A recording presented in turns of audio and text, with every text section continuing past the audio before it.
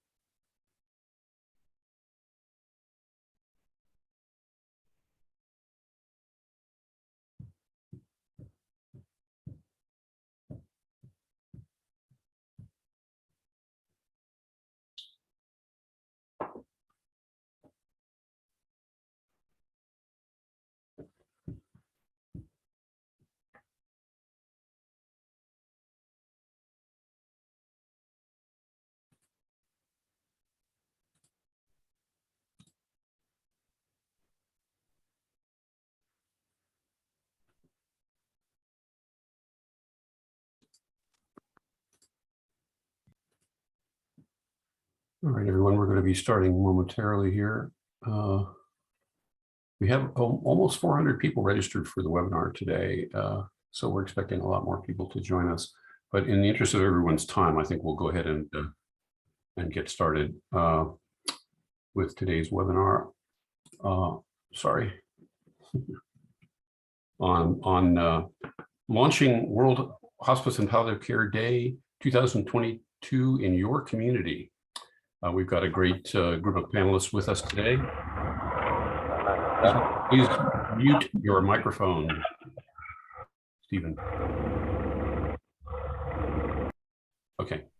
I'm Dr. Stephen Connor, Executive Director of the Worldwide Hospice Palliative Care Alliance, and we'll be introducing our panelists as we go through the day. I'm going to start us off by talking about the history of World Hospice and Palliative Care Day, why it's so important, and how it helps us deal with the problem of the unmet need for palliative care around the world. So the first World Hospice, I'm sorry, the slides are not cooperating. So the need for palliative care is with the COVID now over 60 million people every year needing palliative care. We published the Global Atlas of Palliative Care. This is the second edition that was published in 2020. And in that document done with the World Health Organization, using Lancet Commission methodology, we've come up with estimates based on 2017 data of at least 60 million people. That number has increased and is going to increase each year. Most of those people have non-communicable disease conditions, about almost 70%. Most people live in low and middle income countries, over 2/3. Most are older, but we know at least 7% are children. That number is probably, we're going to be revising that with Lancet Commission. And we always admit families when we admit patients. And so, typically direct caregiving, 2 to 4 additional family members that we care for along with the patient, puts us up at least at 200 million people a year that are getting palliative care. We also have people dying in pain. Opioid access and pain relief access is still very limited globally. And only about 12% of the need for palliative care is being met. We had about 7 million people who got palliative care at our last estimate. So World Hospice and Palliative Care Day was first celebrated in 2005, and it was part of, at that time, an event called Voices for Hospice, which was a sort of a musical event that happened to try to raise awareness of hospice. It's a unified day of action to celebrate hospice and palliative care globally, to help increase awareness about the availability of palliative care, and also to give support for palliative care providers. Every year we have a different theme based on current issues. You'll be finding more out about that shortly. We do World Day in cooperation with our other international association colleagues at the International Association for Hospice and Palliative Care, the International Children's Palliative Care Network, and PalChase, which is Palliative Care in Humanitarian Aid Situations and Emergencies. We've had up to 70 countries participate in World Hospice and Palliative Care Day. Usually those are in-person events. The last 2 years, they've been principally virtual events, but we want to increase the number of countries that are celebrating World Hospice and Palliative Care Day, and we want to make sure programs that do events register them on the World Day website with us.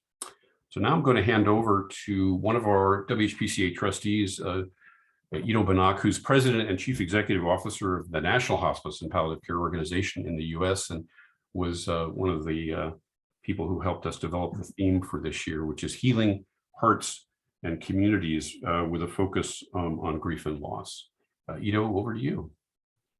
Well, thank you so much, Stephen. And I am strategic advisor for NHPCO, and really proud to be affiliated with this organization. I wanted to go into a bit of the sub-themes and where we are.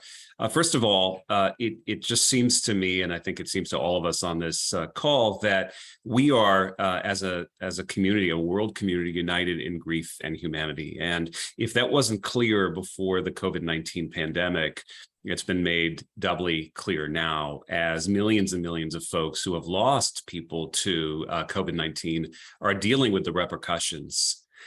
So the universal experience of grief, which is something that a lot of folks unfortunately have had to experience, is something that that unites us. And folks who are uncomfortable in a sense, and certainly in this country, in the United States, talking about death and dying, and to a certain extent still are. But because so many people have experienced death and dying in such an unpredictable way, we do have an opportunity to help zero in on everyday acts of compassion for adults and children that are living with serious illness at the end of life, because at the end of the day, the end of life could come at any point. And COVID-19, again, made that very clear. So it's really important for us, wherever we live, to talk about grief and bereavement in a way that normalizes it as a part of life, as a part of everyday experience, and for folks to state what their wishes are, to be clear with their loved ones about what their wishes are, and when folks experience a grief and loss, to get the help that they need. Next slide, please. We want to honor life and grief through investment in community-based grief support. The reality is grief and bereavement care can help prevent a mental health burden and can lead to decreased health outcome for patients, families, and caregivers. So it's not just the individual who has the serious illness, it's their entire community and their family and their loved ones who often suffer through not only that serious illness, but that latent grief that often follows that serious illness. And only a small population of the population who need professional grief support and services can get it.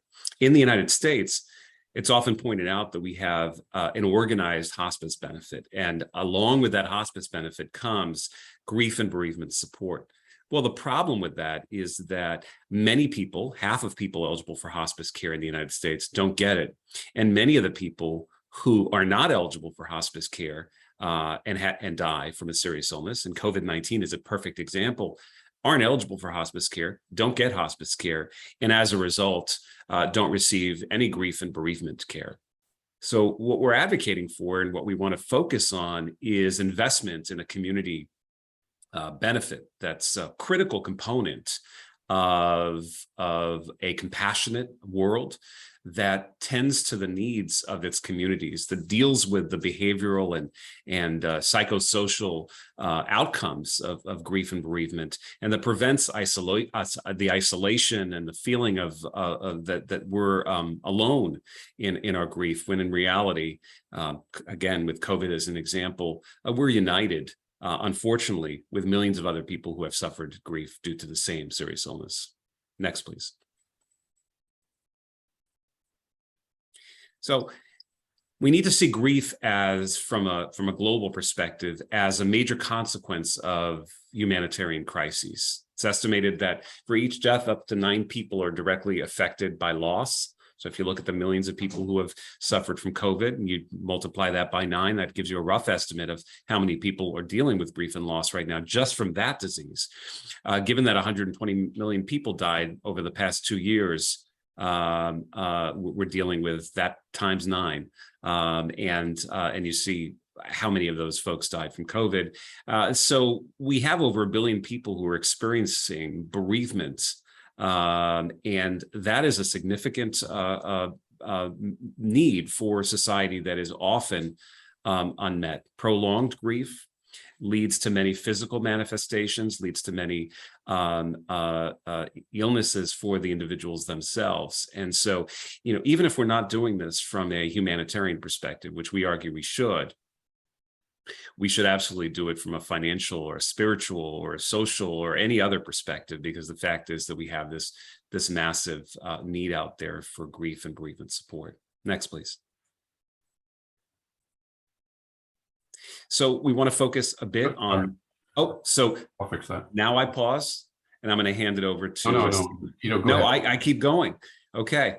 I just a few things before I hand it over to my colleague, Stephen Waititi, and talk about a public health approach to bereavement, which, as you see in this triangle here, we see a need for everybody to receive compassionate support. And this is compassionate support in the wake of a serious illness, in the wake of a tragedy, in the wake of a natural disaster, et cetera. We have some people who need grief support programs and organized grief support programs with knowledge about grief theories and skills for assessing signs of grief, complications, and selective and supportive interventions. And then a few people will require significant grief therapy. This is specialized knowledge and skills in the depth and assessment and treatment of complicated grief. So again, you see here that we've got millions, perhaps billions of folks who require compassionate support. We would argue that that's an unmet need. And in the wake of the disaster that we've seen over the last couple of years, we absolutely have a need for some additional formalized grief support programs and grief therapy for some of the folks who are really suffering from complicated grief. Next, please. Sorry, folks, these slides are a little hard to manage, but we are moving on to the next presentation by Dr. Stephen Waititi, who is with us from Uganda and is unmuted now. Dr. Stephen is one of our trustees for WHPCA. He's a person with lived experience of palliative care and has cared for many palliative care patients as well. So he's going to talk a little bit about advocacy. Stephen, you ready to go? Yes, thank you. Thank you, Stephen, and thank you all colleagues. As you mentioned, my name is Stephen Waititi, coming from Kampala, Uganda. And as mentioned again, I have a lived experience of using palliative care in the past because I'm a person living with HIV. And around 1999, 2000, I had advanced HIV disease. Because of that, I had cryptococcal meningitis, which made it very, very difficult because of the pain. And so I was researched for palliative care, which made a great difference to my life. I'm currently not using palliative care. I'm quite okay. My control has improved. But I just wanted to use my personal experience to talk about advocacy, both to influence policy and practice. Because without policies, then people can, government and other people cannot be guided. So we need policies developed for palliative care, and it must be part of universal health coverage, because it cannot be universal unless it has all the components, including palliative care. But also for practice, it is that policies can be there, and in Uganda we have quite good policies, but often practices are not easy to come by, and therefore when you hear voices of people who have used palliative care advocating, they are credible voices. Myself, I have argued in different fora, especially with the policymakers, and even colleagues, because myself, I'm also a clinician, your voice is quite credible. So we need people who are in our communities who get palliative care. And the main problem is that it is stigmatized here, mixing palliative care with end-of-life care. Indeed, end-of-life care is part of palliative care, but as you can see, as you heard, 20 years on, I no longer need palliative care. I didn't die from the very bad illness. So this is it. So this also would then have create demand. I think advocacy should also, for demand creation, these services must be taken up. I have seen people who die in much pain, but even when they're given palliative care, offered palliative care, they do not take it up because of the stigma associated with people receiving palliative care. So those are some of the things that I think we need to develop to look at. Advocacy to influence policy, and advocacy to influence practice, but more important, advocacy for demand creation. Because often people who have had lived experience of using palliative care, their voices are credible because these people have been in the community. So when they talk, they are easy to believe and listen to. I think those are the things that I wanted to underline. And Right. One, thank you all so much. Thank you very much, Stephen Potiti. Appreciate, and it looks like you're traveling at the moment, so we appreciate your taking time out to join us. I have parked by the roadside, so it's quite noisy, and I apologize for that, but I Okay. got caught up because I was in the community. Okay, great. All right, well, just to add a little bit to what Dr. Watiti said, we have proposed some strategies in the toolkit for World Day. And just one point of interest is that we looked around to see how many countries actually had a national strategy, because we're really calling for every country to develop a national strategy for grief and bereavement support to the population. And the only ones we could find, actually the only country one, which was the part of the UK, Wales has a national framework for the delivery of bereavement care. Also, Laurel Gillespie may talk about this, but there's a Grief Alliance in Canada that also has a good strategy for palliative care support. We need to provide a public health approach to palliative care.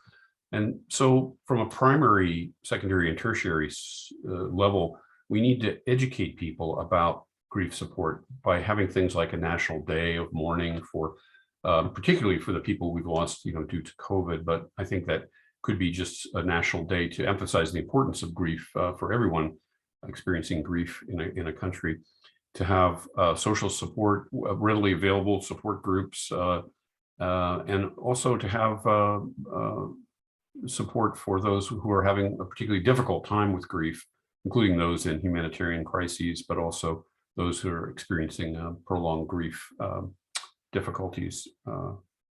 And we also, I think, we want to sort of bring together hospice and palliative care with the compassionate communities movement, because it's really important that we have palliative care for everyone from the ground up, not just the top down with national strategies, but from the ground up as well.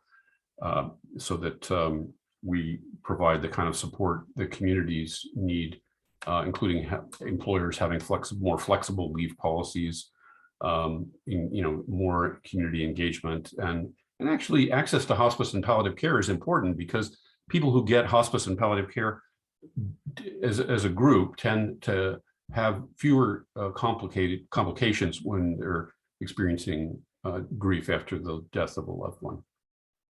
So now I'm going to turn over to my two colleagues, Howard Kinua and Roxanne Torbiak, who will help. Howard is our communications manager, and Roxanne is a consultant to WHPCA on communications, and they're going to walk us through the toolkit and some of the effective communication skills and approaches that we suggest you may need. over to you, Howard and Roxanne. Unmute. Yeah. Thank you so much, Stephen, for the introduction. And my name is Howard Kenywa, and I am the communications manager for the Worldwide Hospice and Palliative Care Alliance and ICPCN. And thank you for joining us. So the first slide on communications plan. I don't know whether Roxanne is there. Can you hear me? Yes. Yeah, I can hear you very well. Great. Hi there. Good morning. I come to you from Toronto, and I have a special focus in my communications career in palliative care. Worked with many amazing organizations and people like all of you on this call. And I just want to share a bit about the importance of communications planning to amplify this, this important World Day initiative. So we've learned a lot about the facts and the data, and now this is our opportunity to get the word out. And communications planning is really the first essential step, especially in a not-for-profit space, to raise awareness of the cause and not just awareness, but leading people to change through advocacy. So ideally, you know, the first sort of step in this is doing some research, stepping back, thinking about what measurable goals you might want to achieve. And so as you're planning for what you might like to do, think about what would be the top 2 or 3 things that would mean success to you and your organization. And think about the different ways to reach people, including a whole variety of ways like that Howard and I will review for you, with you, including sort of print and media and social media, events, fundraising. So there's a whole sort of suite of like a multidisciplinary or multi-pronged approach to communicating essentially the same or set of messages, but really focusing on who we need to connect with most to have the greatest impact. So with that, I'll turn it over to Howard. Next slide.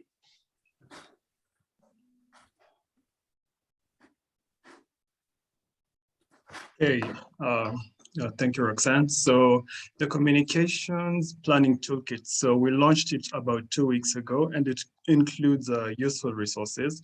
Like you'll get to know if this is your first time planning an event or being involved in World Hospice and Palliative Care Day, you'll be able to know who plans the events, and then also key asks we have for this year, tons of resources like the press release, fundraising toolkit, and also social media messages that you can use for the campaign, and other resources that you will get to interact with.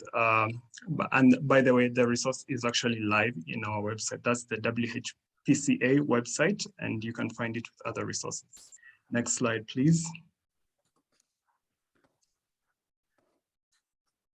Yeah, so we have key messages in the toolkit. And the first one is the experience of grief and the need to heal unites humans worldwide. So access to hospice and palliative care for both adults and children is a component of the right to health and is based upon philosophy that unites communities.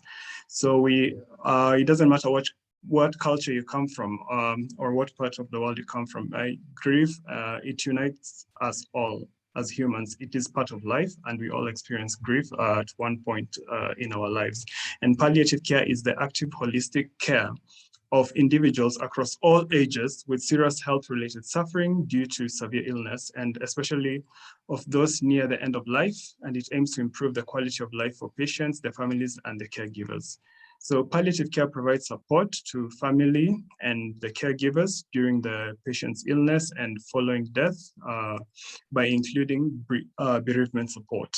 And the second one, global events have resulted in an increased burden of grief among families and the healthcare providers. So you heard earlier that we've had about 120 people die in the last 2 years, unfortunately, due to different reasons. And in the last 2 years, also about more than 6 million people have died as a result of the complications with COVID-19. And many people did not have the chance to say goodbye to their friends and families, and they're still grieving. And grief can also be prolonged. Some people, it takes months, others even more than a year. People grieve in different ways. And it is estimated that for each death, I said earlier, up to 9 people are directly affected.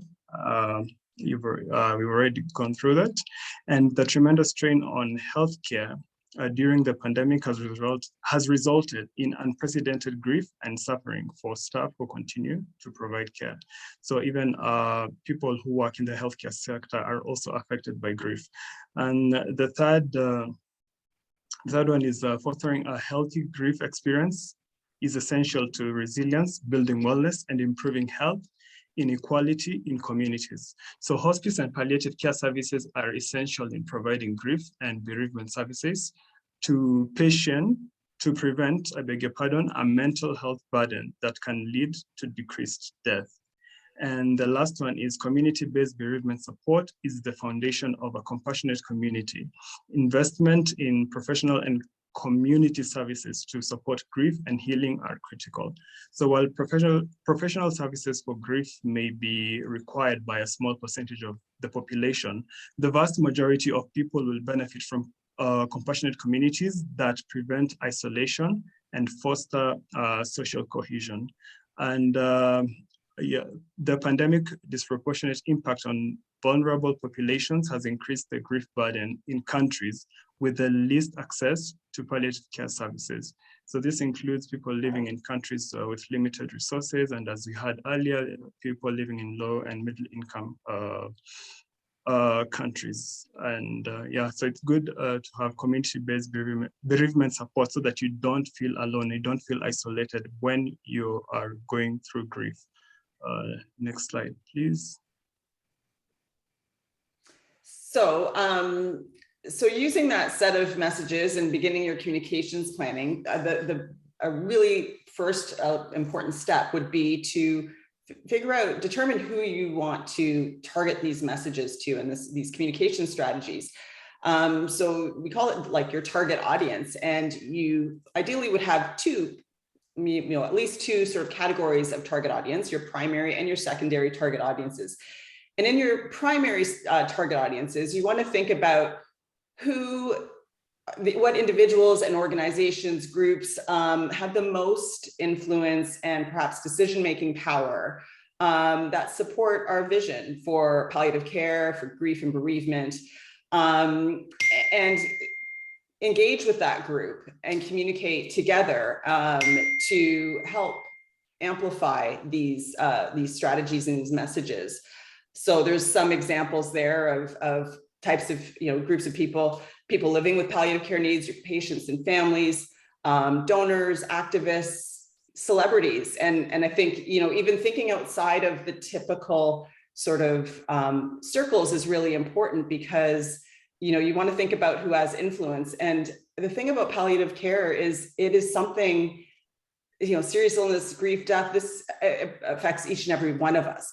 So really it's kind of thinking about who you can connect with, who would be on board with this, and hopefully engaging them to be part of this important advocacy.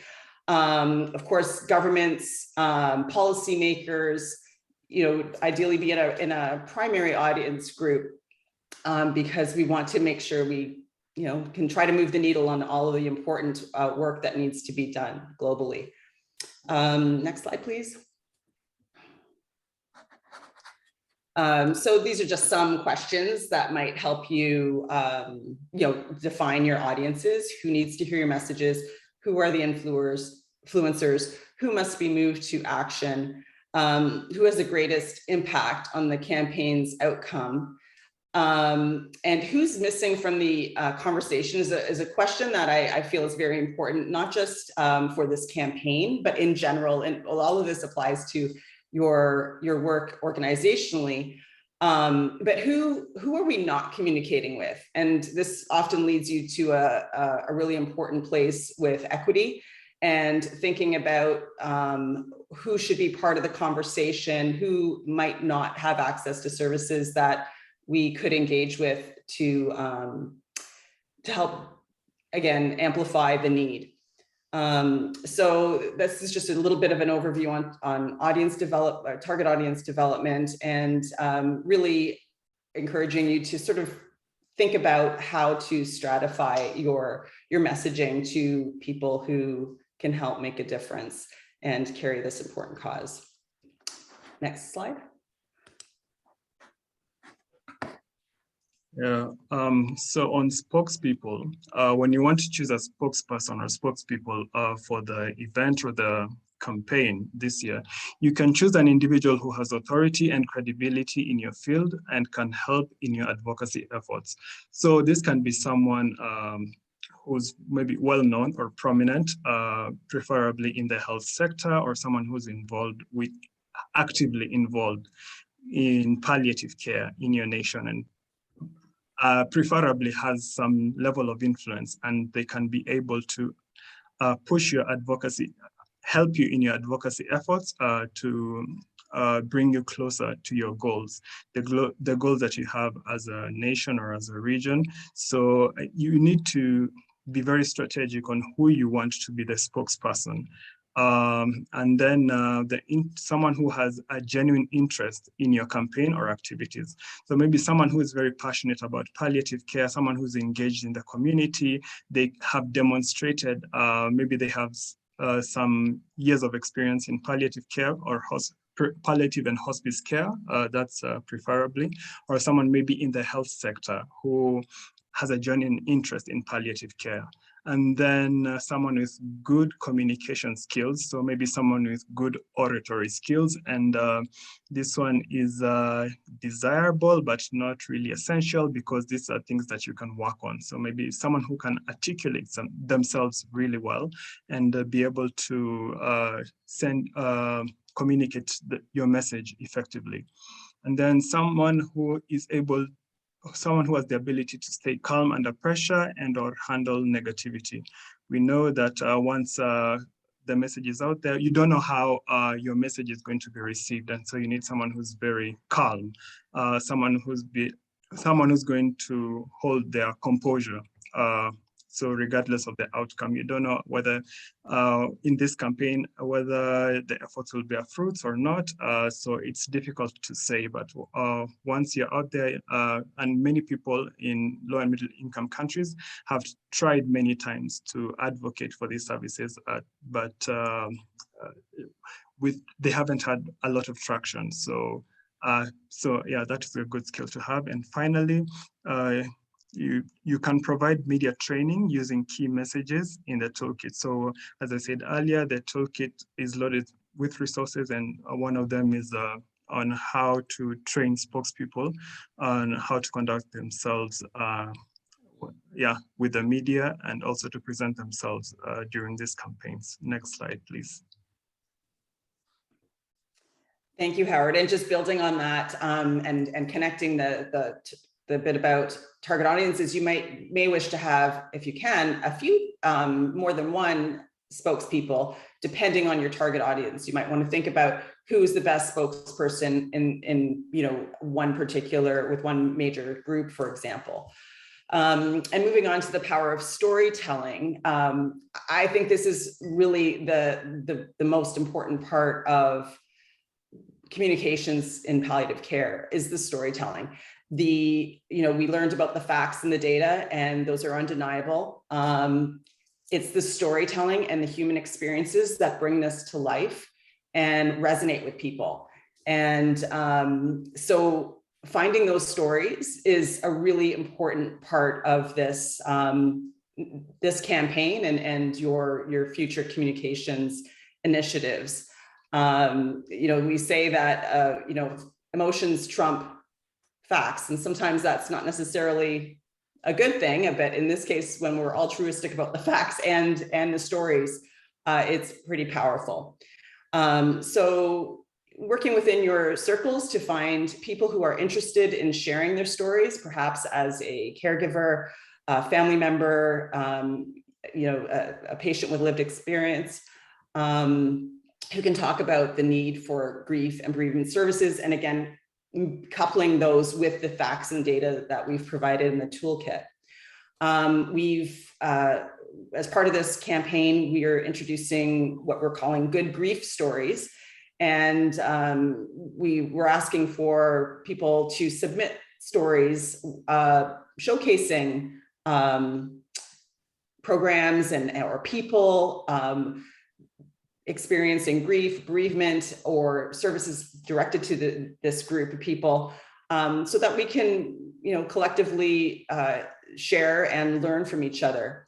So there is a deadline for that. I believe Howard will share it near the end. And there's a link online as well where you can submit those stories. And I encourage you to share those as well and amplify each other's, because this is the other thing, is we all need content to share. And the more we share, the broader our reach. So, this to me is a really collective effort to raise the awareness of palliative care, and storytelling is key to that.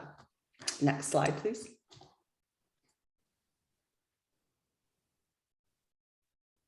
Hey, thank you, Roxanne. So working with media, you need a media or press release, and we have a template in the resources section. You can find a link in the World Day Toolkit that will lead you to our website. So we have a template that you can use and customize for your local and regional and international campaigns. So you need to create an eye-catching headline, and you can use many strategies. Maybe one of them can be the statistics, maybe that you have locally, because most media houses or the media, they prefer local statistics. So how many people have maybe died of COVID? Maybe you can say the effects of these many people have died, maybe 6 million people have died, the effects of COVID on and grief. So you can find something very catchy. So you can use statistics is one of the strategies that you can use, but there are many more things that you can use to be like a hook, bait to entice the media to pick your story. So you can include the key information in the first paragraphs. These are the 5 W's and H: who, what, where, when, why, and how, and especially the who and what. So here you can capture your event, especially what will be taking place. And maybe who is involved. Maybe is there a prominent person that's going to attend your event? The media usually pick up on such things. If there's someone who's prominent in your community or the society, they would want to cover that story. Or maybe even your spokesperson, if this is someone with influence in your society, they'll want to pick up the story. So who and what especially. And then include quotes from key spokespeople that reinforce key messages. So this can be someone maybe in the Ministry of Health in your country, or the director also in the association or in the organization you work. You can include a quote from there, because they know what they're talking about when it comes to matters palliative care, or just someone in the health sector. Maybe if you have an ambassador, a palliative care ambassador, so to speak, just someone with some level of authority, it usually works very well. And then you can include numbers, facts, statistics from the World Hospice and Palliative Care Day Toolkit and the Global Atlas of Palliative Care 2nd edition. So you can find these resources in our website, as I said earlier. So even after the webinar, please feel free to download the toolkit and also access those resources. Thank you so much. And just building on that, sometimes, depending on where you live and the nature of your media, you may not need a formal press media release. You may just want to pick up the phone and connect directly with a media, like a reporter or an editor, and pitch to them and just say, I want to talk to you about this, World Day coming up, and make it really personal. And sometimes actually media prefer that, because especially if you're in a bigger city, they don't necessarily want to feel like they're one of 15 media outlets you're going to. They want sort of an exclusive perspective. And if you come to them with, like, as Howard was describing, sort of like a complete story, perhaps with an expert and a person with lived experience, you present a package to them, they're more likely to run with it. Other ways you can engage with media is, for example, with the editorial board, and editorial boards often want to raise their awareness of issues in communities. And, it could even be an invitation to your organization and say, would you like to send out, a couple of editors and a reporter, for example, and see what it's like in a hospice, for example. And that just is an opportunity to build your relationship with media and also, raise their awareness. And another idea would be to write an opinion piece. And these are often very effective. You can have, perhaps a spokesperson write a solo editorial piece. Often collaborated editorial pieces where there's collaboration are very effective as well, because it sort of brings 2 or 3 perspectives into the piece. And it could even include, again, a person with lived experience, an expert, that sort of thing. So just a few other suggestions for you.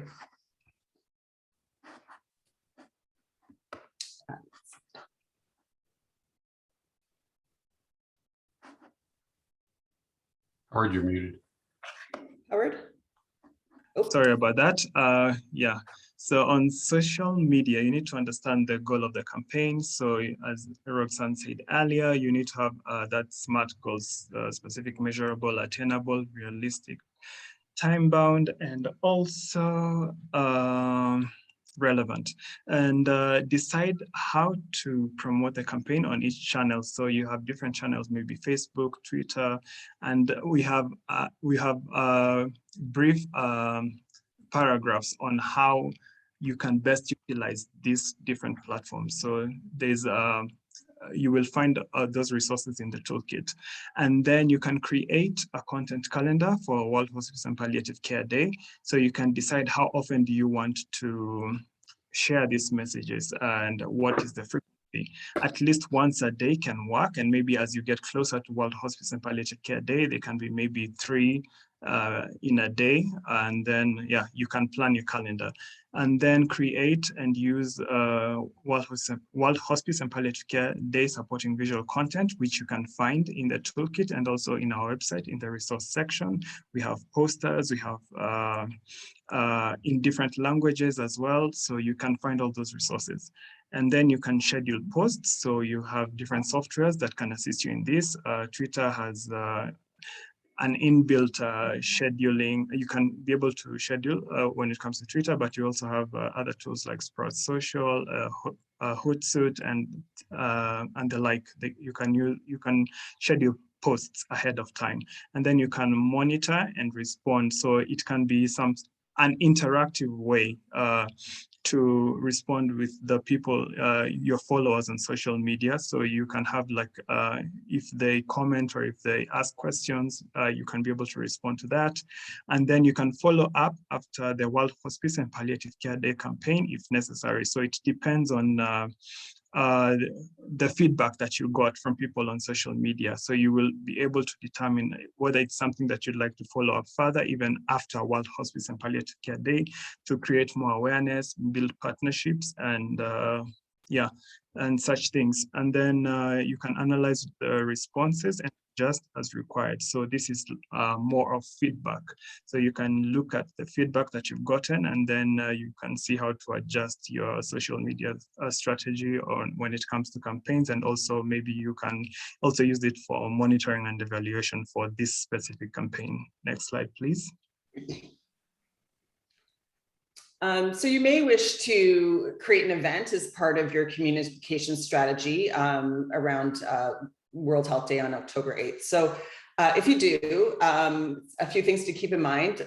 Planning early is important. So I mean, if you're thinking of something for World Day, I would really recommend starting soon. And setting goals for your event and budget and that sort of thing. I think the power of events is that you can reach a lot of people. It gives you something to talk about as well with your media, so that you're going back to them with other things to share. Events are very labor intensive. So depending on your access to resources, this might be challenging. The flip side of that is volunteers often, are very supportive of events, and amazing things can happen. It's community building in itself sometimes to plan an event for something like this. So it doesn't have to cost a lot of money, but it usually does cost a lot of time. There's ways to make it less costly. I've done events like a death cafe, for example, in a cafe. The owner of the cafe just was totally supportive of having, his cafe filled, and people, for the cost of a coffee, basically came and spent a couple of hours. So it was very low cost for everybody and highly effective. So there's ways to be creative around cost, things like runs and parks or walks, that sort of thing. But again, it's just another way to get the message out. And we do really appreciate if you share your events with us, and we can help amplify. And the link is on the homepage. Next slide.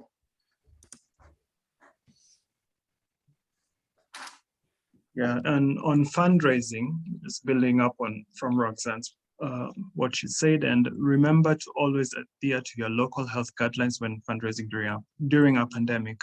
So please just stick to the rules and regulations or the recommendations by the Ministry of Health and the authorities in your respective regions. So you need to set clear goals, and we mentioned this. So when it comes to setting SMART objectives, be very clear on what you want to achieve with the fundraising. What do you want to do with the funds? Where will this money go? Because this will help you now to understand your giving event.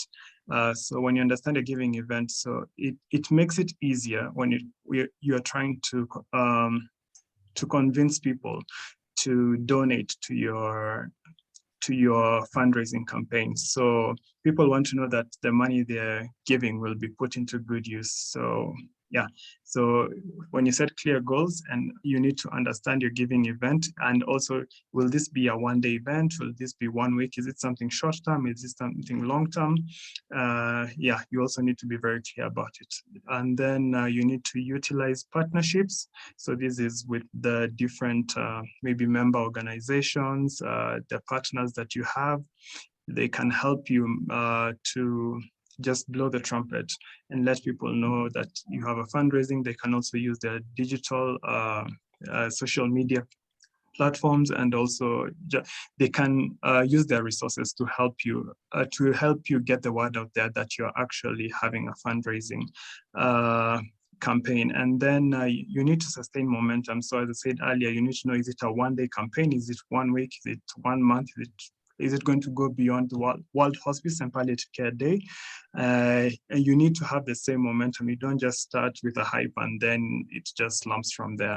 So you need to be, to keep the spirit, the same spirit that you started with when it comes to fundraising campaigns. And then you can use the fundraising tip sheet from the World Hospice and Palliative Care Day resources on the World Hospice and Palliative Care Alliance website, which you can find on our website. Thank you. Next slide, please. Thank you very much, Roxanne and Howard, for all that detailed work. I want to make a few notes. We are hoping still to have a few minutes for questions at the end.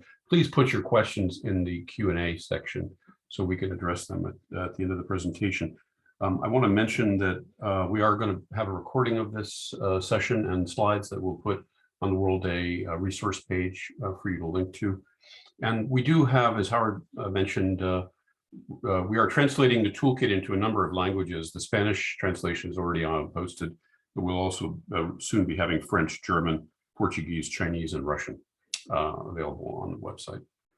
So with that, we have time now for just some brief sharing of programs that have worked successfully in campaigns and programs that have worked successfully in the past for World Day, particularly around grief and bereavement. And I'll call first on Alex Daniels, if you would mind talking to us. Alex is from the International Children's Palliative Care Network Education Coordinator and is talking about children. Go ahead, Alex. Thanks, Stephen. So I'm delighted to profile the importance of children's grief here. So just a few quick stats, if I may. More than 21.5 million children need generalist palliative care, and more than 8 million children need specialist palliative care. And 80% of these reside in low and also lower middle income countries. So a huge need. From a study that was done last year by SHARE with data from WHO and CDC and the World Bank and also USAID, we found that there were more than 1 million children who had experienced the death of a primary caregiver and 1.5 children who had experienced the death of a primary caregiver, as well as an additional co-residing grandparent. And the countries that were most affected by this were South Africa, Peru, India, the United States, Brazil, and Mexico. So the number of orphans were estimated at 95,000 to 1.5 million orphans. And the authors predict this crisis of care, where every 12 seconds, a child around the world loses a caregiver to COVID-19. This is in addition to all the other humanitarian crises, war, conflict, natural disasters, and victims of gender-based violence that children are exposed to. But do children grieve is the question, and it would seem that grief does not focus so much on your ability to understand, but instead on one's ability to feel. So any child who is mature enough to love is mature enough to grieve, and the child's capacity to cope depends on the relationship with the person who has died, the nature of the death, the child's personality, and also their previous experience with death, their age, both chronological and developmental, the support they're receiving from others, and the attitude of the significant adults. So what do children need? And, highlighting, just in terms of highlighting for the campaign, children need, as we know as children's palliative care practitioners, that preparation for death in terms of disclosure of a life-limiting and life-threatening illness, anticipatory grief is really important, addressing that. Children need open, honest, age-appropriate communication, reassurance, safe spaces, and shared emotions. They need to be listened to, respected, and held with compassion. Bereavement support needs to honor the range of emotions. They need choices and control, and they need to be able to remember their loved ones through memory making and children's worlds. And an important component to children's grief and to any grief is acknowledging the role of siblings, and siblings also need support. But the project that I'd like to highlight is from South Africa, where we've got a big problem with orphans, and there's a project called Kululeka Grief Support, and it's moving the site of healing to schools. So bereavement training in response to the needs of caregivers and teachers who are caring for children and adolescents, and facilitating peer grief and loss supports. So it's felt that teachers and other caregivers need to be more effective in helping grieving children. And they can only do that if they've expressed their own thoughts and feelings of grief, both current and unresolved. And they have enough warmth and caring, and take the ability to listen, to really listen to the child. And they can connect with the child over a period of time by listening and supporting their needs as they arise, including, referring appropriately. So that's very, very quick, but I do want to draw your attention to our ICPCN's webinar series tomorrow, which focuses on spiritual care with Joan Marston and Father Rick, and they'll be joined by Dr. Pradnya, Jennifer Hunt, and Marie Fredel to speak about anticipatory grief and bereavement support. Thank you. Thanks, Alex. All right, our next person to share is Laurel Gillespie, the Chief Executive for the Canadian Hospice Palliative Care Association. Quickly, Laurel, over to you. Thank you so much, Stephen. I'd like to begin this morning quickly by acknowledging that I'm joining this meeting on the traditional Algonquin and Anishinaabe territory that's been inhabited by Indigenous peoples since the beginning of time. And I'm very grateful and thankful to all the generations of people who have taken care of this land's Magawitch. So grief and bereavement in Canada. Well, one thing we've learned is that grief is universal, palliative care is not. And in Canada, we have National Grief and Bereavement Day each and every November, the third Tuesday of. This year, it's November 15th. Last year's theme, we ran I Feel. So we provided opportunities for people to print off an I feel when I'm grieving. I feel this emotion. I feel angry. I feel, and it really connected on social media with allowing people to participate and share how they felt during these unusual and unprecedented times. It was actually quite a well done event for this past year. We also did the Saying Goodbye concert version 2.0. So we started in 2020 with a smaller concert, the bigger one being last November. It's available to watch on YouTube, but it was a way of bringing together musicians from across our great country to share some of their stories and how they've experienced death and loss particularly during COVID. And it was quite a beautiful event, so much so that it was nominated for a Canadian Live Music Industry Award for Outstanding Digital Live Music Event. Tomorrow marks the 1-year anniversary for the passing of Bill C-220 in Canada. It was a private member's bill brought on by a member of Parliament, Matt Genereux. 2% of private members' bills pass in the House of Commons, so it's not very likely that you're going to get your bill passed. But it amended the Canada Labour Code to extend bereavement leave from 3 days to 10. So that was quite something to have celebrated over the last year. I'm proud to report that I have just recently resurrected our Canadian Compassionate Companies program with a fully certified and trademarked logo that your company can carry should you meet the criteria to actually become a compassionate company, in that you support your 35% of workers who are out there and actually care providing. And providing supportive materials for those who may be grieving or upon those who are returning to work after a significant loss. We often don't know in the workplace how to respond or how to just show up for other people. And so that was something that's really important for me to get involved in and to promote, because I really think the shape of how we work in today's world is having to become more compassionate and supportive of our most valuable resources. So in conclusion, understanding that, grief is instrumental in shaping practice, policy, and research. And palliative care does not go without grief and bereavement supports. They are one of the same. They work in synergistically ways to help support the individual, their families, and their loved ones in the dying and death process. I always love this. Recently, somebody pointed out to me, we always say it's dying and death and dying. It's actually dying first and then comes the death. The bereavement comes later. So I'm trying to shift that mindset of language around that. There are lots of great resources, particularly from the Canadian Virtual Hospice, and materials from mygrief.ca and kidsgrief.ca, and the Canadian Grief Alliance that was mentioned on your first slide.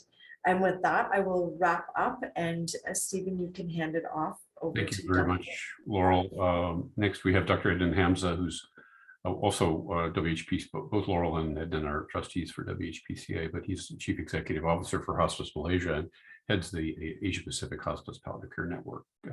Ednan, over to you. Great, thanks, Stephen. I think there's been some wonderful ideas that we've heard.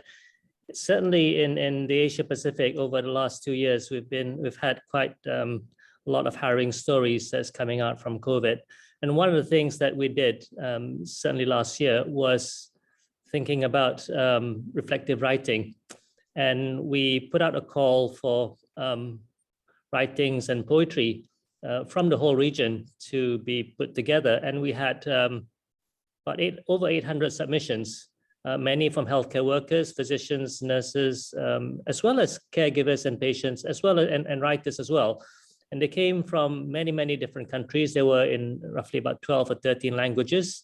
and they've all been put together into a book. It's called To Let the Light In.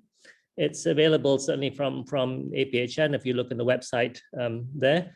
And I really would commend you to have a look at some of them, because certainly through many of the writings and poetry, they may be touching points for further discussions and dialogue in areas of grief and loss.